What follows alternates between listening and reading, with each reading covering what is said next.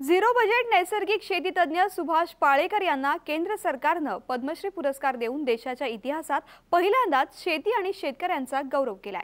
सध्या सुभाष पाळेकर आंध्र प्रदेशातल्या काकीनाड इथं आंध्र प्रदेश सरकारच्या वतीनं 6000 शेतकऱ्यांना प्रशिक्षण देण्यात मग्न आहेत।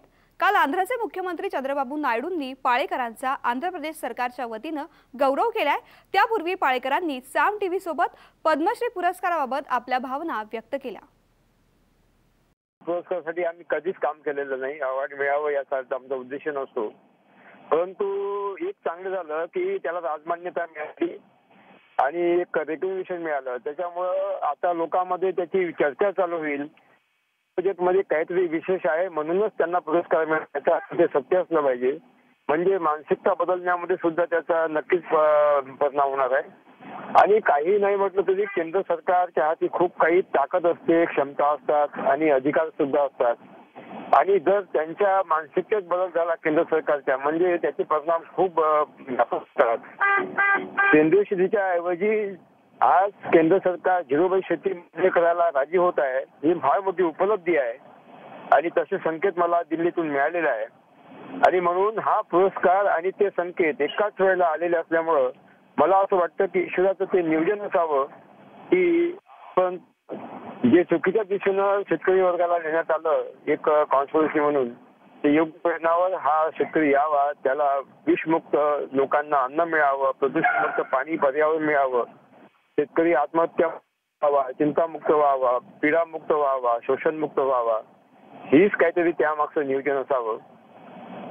वास्तविक हे सगळं घडून आणण्यामध्ये दक्षिण भारतात जसं प्रसार माध्यमाचा फार मोठा हातभार आहे, प्रसार माध्यम व्यापक प्रचार करत आहेत, तसं महाराष्ट्रामध्ये साम टीव्हीची भूमिका फार मोठी आहे। साम टीव्हीच्या माध्यमातून हे तंत्र घराघरामध्ये पोहोचलं आणि झिरो बजेट शेतीमुळे साम टीव्हीचं सुद्धा वाढलं, हे मान्य करायलाच पाहिजे। आणि म्हणून हा पुरस्कार नक्कीच या आमच्या जन आंदोलनाला गती देईल आणि प्रत्येक शेतकऱ्याला मुक्तपणे प्रत्येक नागरिकाला मरणापासून कॅन्सर डायबिटीस पासून वाचवेल आणि सुखी शांती जीवन मिळेल असं मला वाटतं। आणि तशी मी ईश्वराजवळ प्रार्थना करतो। हा पुरस्कार माझा नसून जरी माझ्या नावाने मिळाला आहे तरी हा पुरस्कार मी स्वतः स्वीकारत नाही, तर 40 लाख शेतकरी माझ्या पद्धतीनं जे शेती करतात भारतामध्ये, त्या 40 लाख शेतकऱ्यांना आणि माझ्या सहकाऱ्यांना हा मी प्रदान करतो। ही एक टीम वर्क आहे, त्यामुळं एकाच श्रेय घेऊ नये, सगळ्या लोकांचं श्रेय याच्यामध्ये आहे। आणि म्हणून हा पुरस्कार मी सगळ्यांना करतो आहे।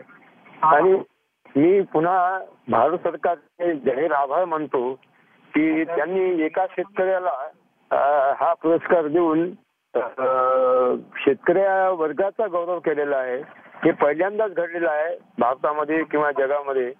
आणि म्हणून या तेवढंच जास्त महत्व आहे।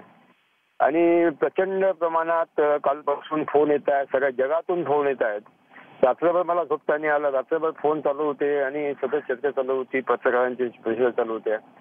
आणि त्यावर असं मला वाटलं की मला माहित नाही तरी पण हे तंत्र सगळ्या जगात कसं पोहोचलं याचं मला आश्चर्य वाटतं। आणि मला वाटतं सत्याला गवसणी घालता येत नाही, त्याला दाबून ठेवता येत नाही, ते तरी उघडं होऊन सगळ्या जगाला व्यापक रूपानं आपल्या हातात कवेत घेतेच, त्याचं प्रत्यक्ष मला ते दिसून आलं। आणि म्हणून पुन्हा एकदा भारत सरकारचे आभार, 40 लाख शेतकऱ्यांचे आभार की ज्यांनी मला प्रचंड सहयोग दिला आणि सगळे ऋण आणण्यामध्ये हातभार लागला। आणि प्रसार माध्यमाचा सुद्धा आभार, टीव्हीचा सुद्धा आभार की त्यांनी ही चळवळ इतक्या व्यापक रूपात म्हणजे सरकारला विचार करायला बाध्य करण्यापर्यंत पोहोचवली, ही फार मोठी उपलब्धी आहे।